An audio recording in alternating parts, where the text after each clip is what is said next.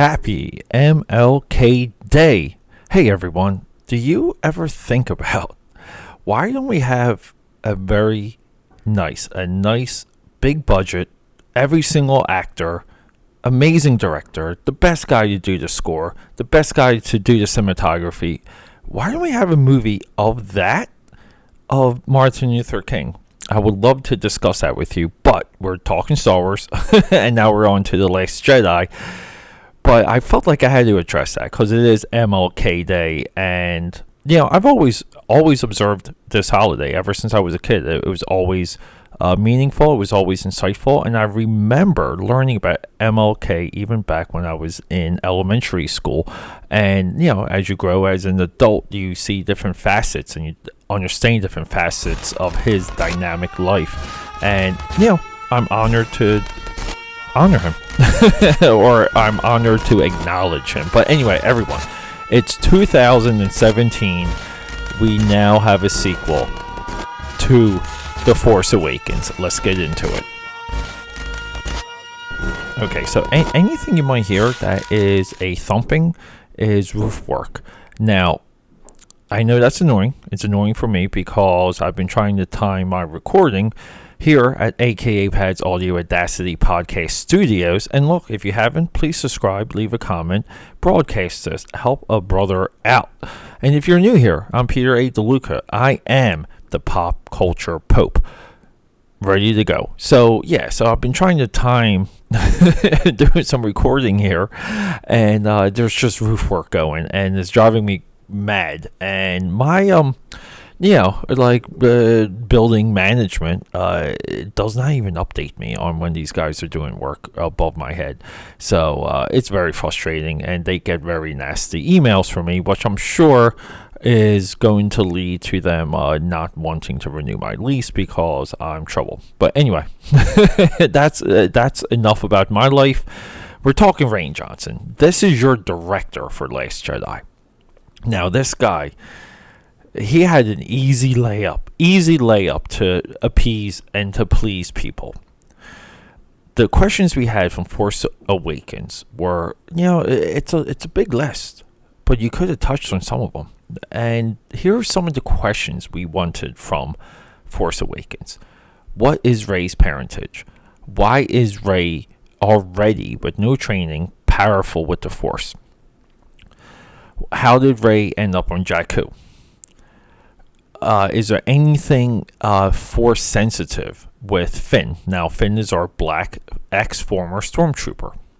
What happened between Kylo Ren and Luke Skywalker? What is up with that flashback, flash sideways, flash forward Force vision that Rey has? How did we end up with Luke's Bespin lightsaber that was dropped from Cloud City? How does that end up in this movie? It goes on and on. Who are the Knights of Ren? How did Kylo Ren ascend to where he is? How did Kylo Ren meet Snoke? Who is Snoke? These are crazy questions, and I'm not done yet. What is the Resistance? Who is the Resistance? Why is there resistance? Isn't there a Imperial Senate that was reformed post Return of the Jedi? Where did the First Order come from? Okay, so we start this movie. And what will happen with Rey and Luke Skywalker? That was our cliffhanger. Now look, I think I'm forgetting a few. Those were your tee-ups. Right there, low-hanging fruit, Rian Johnson. The only thing you gotta do is answer one half of those questions, and you will have created one of the best Star Wars movies ever made. But you ignored every single one of those questions, and you lay down this gauntlet. This gauntlet is, we need to have Star Wars that doesn't involve Jedi, that does not involve Sith. Mind-blowing concept. Did he execute that in this? 100%. I give Rian Johnson so much credit. He swung for the fences. He showed a lot of balls. All of Star Wars, all of Lucasfilm, all of Disney bet on this guy. And what happened was we got a different movie that was established. A different tone, a different idea of what Star Wars is from Force Awakens. This was a ballsy swing. And what happened because of it, it divided the base, it divided the core. This fractured Star Wars to the point that our next episode, episode 278, we're going to discuss Solo, the second spin-off movie from the Disney Star Wars reign. It brings down Solo, and it brings down Rise of Skywalker. That will be episode 279. Destroys this stuff, okay? Because Star Wars always had time and anticipation between movies. Now, 2 years for a saga continuation is perfect. Perfect. To break up those 2 years with a spin-off movie, it's fine. It's, it looked like it was working, and it was working, but then this happened, and it destroyed all of it. And now this movie divided the core so much, it actually brought Force Awakens down with it.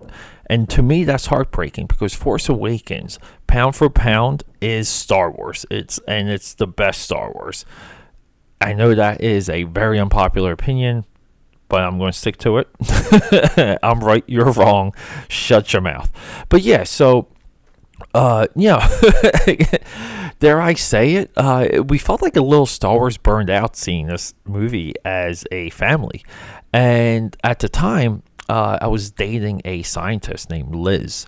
And she, now we have two separate Star Wars movies, two separate states, because, we're still dates, and we're still dealing with single Peter. And, this girl and I, we watched every single Star Wars movie leading into The Last Jedi, because she wanted to be, up to date. And it just sucks, because I think that was the peak of our relationship. That was the peak of our interactions. That was relatively her meeting the family and all these things. And we peaked. We peaked at Last Jedi. I believe so did Rain Johnson. Rain Johnson, by the way, okay, he is a solid filmmaker. People like to act like he, these anti-Star Wars, anti-Last Jedi-ers act like this guy cannot put together a good movie. Okay. We have Brick, 2005, good movie. 2008, we have The Brothers Bloom, good movie. 2012, we have Looper. People like that movie. I, for some reason, stopped watching that movie. I can't remember why, and I really didn't care to get back to it. But a lot of people like Looper. And then, look, 2017, 5 years after that, we have Star Wars The Last Jedi.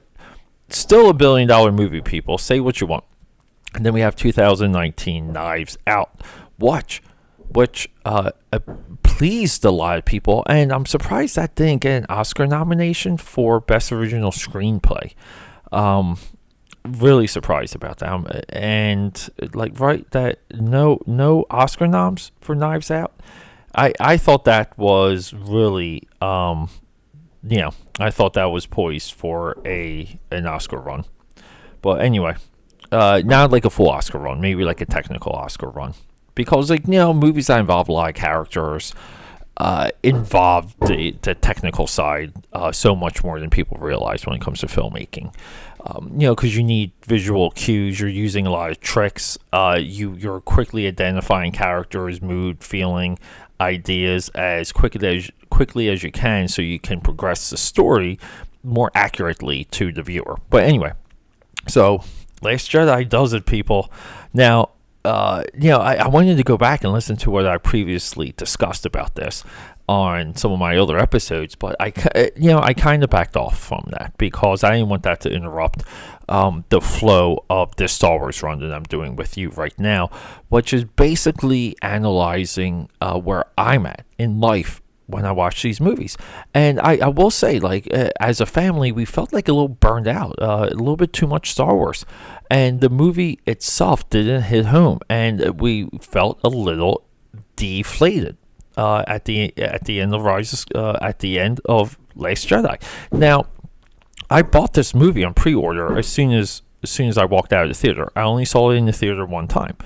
When it hit, when it became available, I think a month, maybe a little bit more went by before I even watched it on Amazon Prime. And because I just needed it to sink in. By that point, there was a huge anti-Rose Tico movement happening on YouTube. A lot of channels grew through that. I couldn't jump on that bandwagon. I have to come in with some critical analysis. I can't just come in to bash something just to bash it. I need to be able to say something around it. And then I started watching this movie. And I kept watching it. I maybe watched it. Like, I did a recent run leading into Rise of Skywalker where I watched Solo for weeks straight. I didn't watch anything but Solo. I did that with this movie too. And leading into Rise of Skywalker, I watched this movie a lot because it's Star Wars. It's definitely Star Wars. And then it's definitely not Star Wars.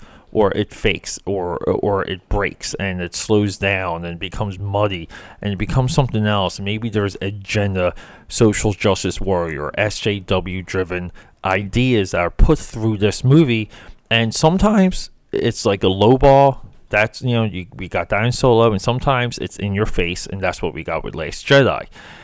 The one of all the Star Wars movies we didn't need to see it with, and I get the outrage about this movie.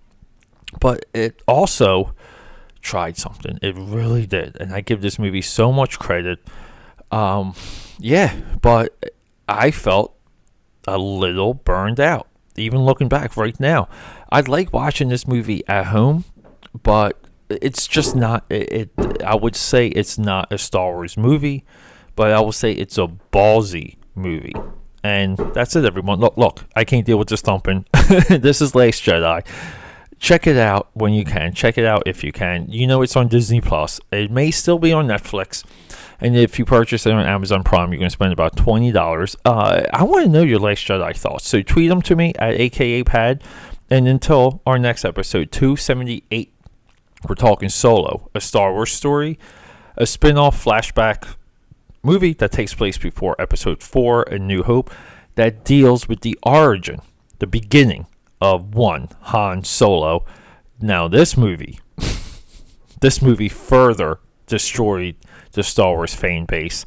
I think it gets a bad rap though. I like that movie a lot more than people give it credit for. We'll discuss it. Until next time, thank you for joining me. Thanks for hanging out. I love you. Goodbye.